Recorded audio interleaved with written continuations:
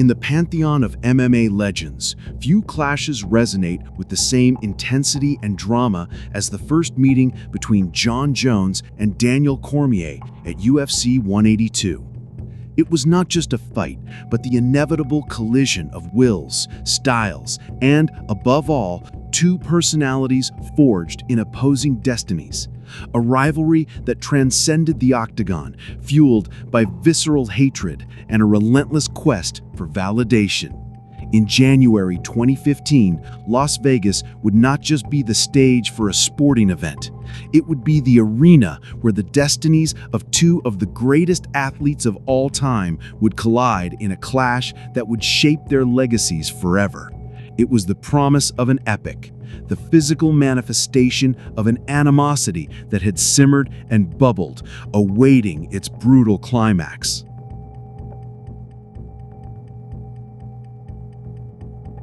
On one side stood Jon "Bones" Jones, the controversial genius, a prodigy whose reign at UFC light heavyweight was almost mythical. His character arc was that of the chosen one, the youngest champion in history, blessed with an inhuman reach and a strategic mind that always seemed one step ahead of his opponents. His brutal science in the octagon was a masterclass in unpredictability. Oblique kicks that dismantled bases and knees, spinning elbows that served as tombstones for ambition, and a defensive grappling game so sublime that few dared challenge him on the ground. Jones possessed an aura of invincibility, a goat in the making status that made him an enigma to be deciphered.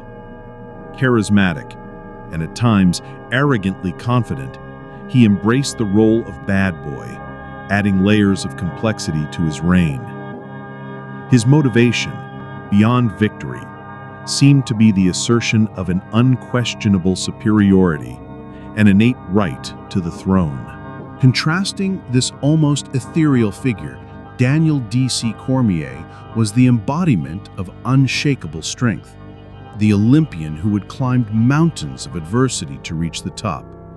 His arc was one of relentless pursuit of legitimacy, an undefeated former heavyweight who had conquered giants, but now, at light heavyweight, faced the greatest challenge of his life. His journey was that of a man who refused to be limited by his body type, who had turned effort and resilience into his greatest weapons.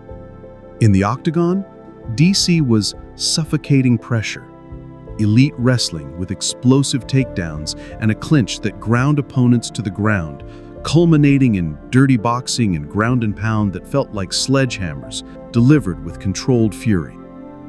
His resilience was not just physical, but an expression of his will, iron forged in pain, an indomitable heart. He wasn't just after a belt, he sought validation of his greatness, the ultimate recognition that only defeating Jones could grant him.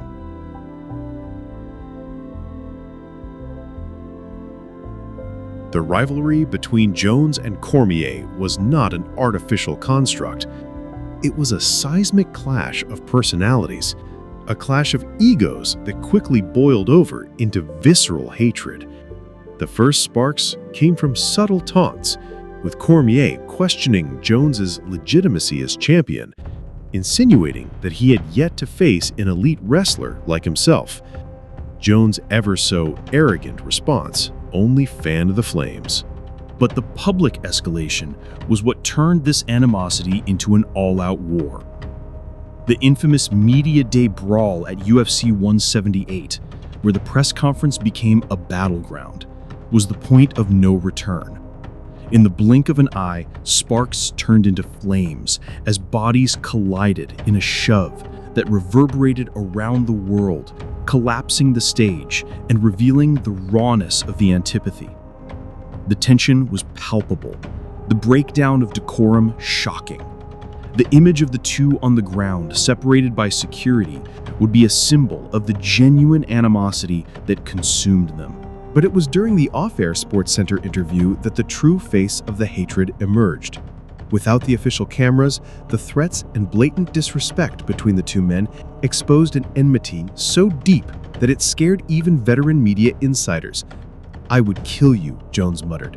And Cormier, his voice cracking with fury, vowed to rip Jones's throat out.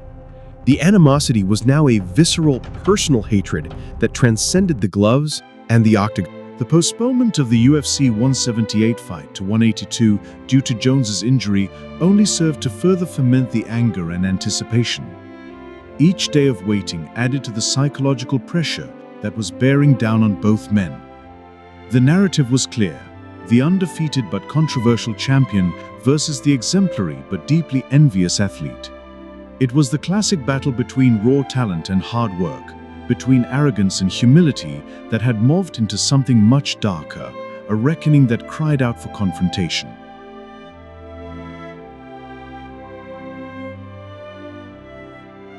The week of UFC 182 in Las Vegas became the epicenter of an impending storm. The media hysteria was contagious. Every fighter's statement dissected, every stare a harbinger of war. At the final weigh-in, the air shook. As the two bodies lined up on the scale, their eyes met in a cold, unforgiving stare of war. There was no respect there, only the promise of pain and the quest for annihilation. Jones' final taunts, Cormier's sharp responses, all contributed to the dense, electrifying atmosphere. The psychological pressure was immense. The weight of the world rested on their shoulders. Each carried not only their own legacy, but the expectations and hatred generated by an unprecedented rivalry. Who would win? How would Cormier, with his inferior reach, close the distance and land his powerful takedowns? How would Jones, known for his unwavering takedown defense, stop the DC wrestling machine? The questions echoed. The anticipation was almost unbearable, and the MMA world waited on its knees for the bell to ring.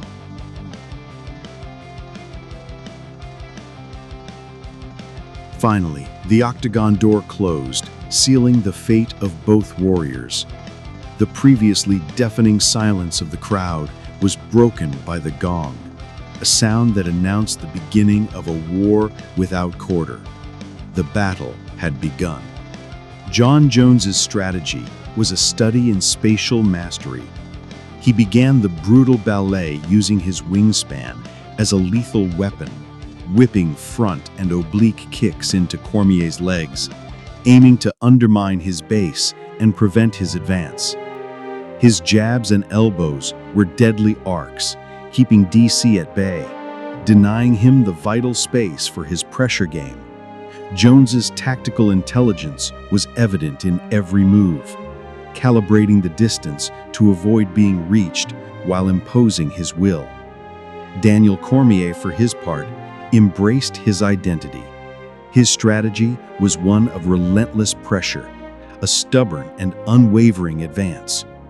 He absorbed Jones's blows with surprising resilience, desperately seeking to close the distance, to get to the clinch, the dirty boxing he loved so much, and his explosive double and single leg takedowns. Every step Cormier took was a test of his will, a push through pain. The early rounds were marked by a macabre dance of reach and pressure. Jones used his kicks like stakes, driving them into Cormier's thighs, trying to slow his momentum. The sweat was already running in rivers, illuminated by the floodlights, a testament to the brutal effort. Cormier, head down and guard up, kept moving forward, absorbing the punishment, but managing on rare occasions to close the distance and land a few heavy hooks to Jones's body and head. The early energy was frenetic, each blow charged with a burning desire to dominate. Then came the moment that redefined the narrative of the fight. A psychological blow as devastating as any punch. Jon Jones, the master of defensive wrestling, the fighter who always denied takedowns, stunned the world by landing takedowns on Daniel Cormier, the Olympian, the elite wrestler. Jones managed not once, but multiple times to take DC down, and, even more shockingly, to control him on the ground for significant moments. Each takedown was a pillar of Cormier's self-confidence that crumbled, a crack in his otherwise unshakable armor. The psychological impact was monumental. Cormier's face began to show signs of exhaustion, not just physical exhaustion, but deep-seated frustration. His muscles burned, his oxygen levels dwindled, and reality set in. Jones not only outclassed him on the feet, he could outfight him on his own turf. Jones' ability to fight in the clinch and at close range, stealing Cormier's soul with knees and elbows, became DC's ordeal. In the fifth and final round, Daniel Cormier, exhausted but with an indomitable heart, sought one last attack. It was the raw will of a champion against the relentless technique of a genius. He tried with every fiber of his being to land his own takedowns, desperately trying to turn the tide. But Jones, even tired, maintained an impeccable defense, using his strength and technique to deny DC's attempts, keeping his distance and landing punctual strikes. The fatigue was visible on Cormier's face, a reflection of his drained soul. But he never gave up, pushing forward until the final bell. Every strike, every defense, every second was a battle of exhaustion and pure will to win. As the final bell sounded, the arena erupted in a mixture of relief and excitement. The scorecards confirmed what many already knew: a unanimous decision in favor of Jon Jones. As they were read, Jones knelt in the octagon, an almost blasphemous celebration for his defeated rival. Cormier, visibly frustrated, the physical and mental exhaustion written all over his face, accepted the verdict. There was no hug, just the residual tension of a war just ended, the tacit promise that this was far from over. In the post-fight interviews, Jones, with his polished arrogance, commanded an almost forced respect for Cormier, a gesture that to many sounded more like provocation than conciliation. For Cormier, the defeat was a crushing weight, the first of his professional career, one that would force him to confront his own limits and redefine his identity in the sport. For Jones, the victory was an affirmation of his supremacy, an addendum to his mystique of invincibility, even if it was tinged with controversy.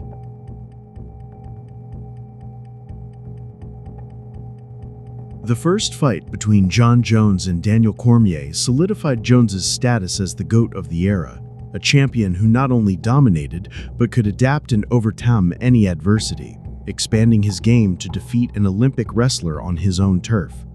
The victory only furthered his aura of invincibility, elevating him to a near godlike status in the sport, despite the personal demons that would haunt him for years to come.